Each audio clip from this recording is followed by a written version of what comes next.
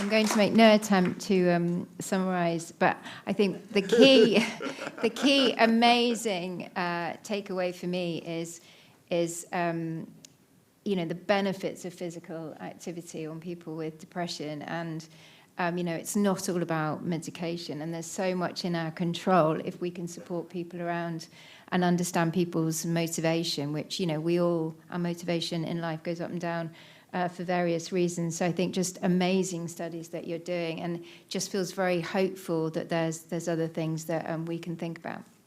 So we have some questions. So beyond depression, are there any considerations, any thoughts you have around how physical activity can lead to hyperarousal in, say, conditions like PTSD? I don't know if that's I'll give it a go. I mean, it is broadly within the remit. I think there is a serious point there because, of course, one thing that happens with physical activity is, release cortisol and, release noradrenaline. These are kind of stimulating agents. And, people have very different immediate impacts of the immediate aftermath of physical activity. So, yes, it could lead to a short-term stimulation. And actually, with depression as well, think about the symptom of fatigue. It's kind of the same pattern. Of course, people feel tired after the exercise session, and maybe a bit demotivated. But over time, what happens is that it becomes regulated, and then the symptoms tend to go down. So that there actually is a decent evidence base for physical activity in PTSD as well. That said, physical activity is not just going to the gym. I really want to emphasize that. You don't have to go for the run. As you could see with some of our data from the pilot study, things like anxiety and even core depressive symptoms, they go down just as much in the stretching and relaxation group, which is kind of like a mild yoga and a bit of meditation, as they do in the aerobic exercise group. So I think it's important to think about the variety of different physical activities that people might be interested in engaging with, because I think a theme of the talks has been, we've really got to meet people where they are in terms of what kind of activity they might want to actually be doing, and pick the thing that kind of feels right to them. And something is better than nothing. Thanks, Jonathan. There's a really interesting question. If I'm picking and choosing, so forgive me. But how can we implement physical activity as a treatment for depression without demeaning those suffering by putting the full weight of their recovery on them? And I think that maybe speaks to the points you were making about motivation as well. Yeah, it absolutely does. And I think basically it all comes down to lowering the barriers, because if you're telling someone, if you go to the doctor and you're depressed and they say to you, well, why don't you put on your trainers and go for a 5-mile run? It's not going to go down very well, is it? It's hardly the right way of getting people into it. But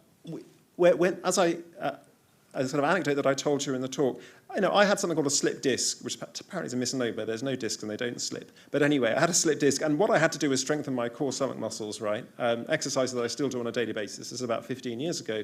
Horrendously painful. I don't recommend it. But the first thing the doctor did was to send me to a community exercise class, which was run and paid for by the NHS. That just does not exist in the mental health domain, or at least if it does, it's very, very patchy.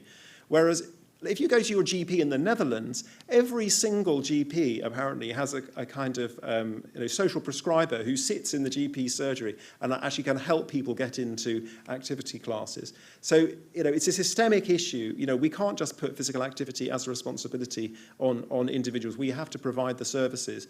But in the long run, and in particular thinking about costs in the NHS, that's going to be massively beneficial, because if people are doing physical activity for their mental health, it's going to have knock-on positive impacts on the very expensive physical health conditions as well.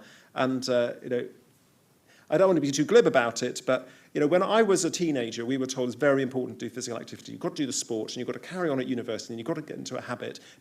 Why? Because when you are 55 years old, maybe you'll not have a heart attack. And honestly, it wasn't a great argument, because, as far as I'm concerned, once you get to 55, you're basically dead when I'm 15 years old. So let's think about actually how we're going to motivate people. Well, if you tell people in their 20s today you do physical activity, and within a month you're going to see a beneficial impact on your mental health, then maybe that's the way of actually helping people get into the kind of a habitual physical activity, or at least that's my view anyway. Didn't mean to be glib about it, though.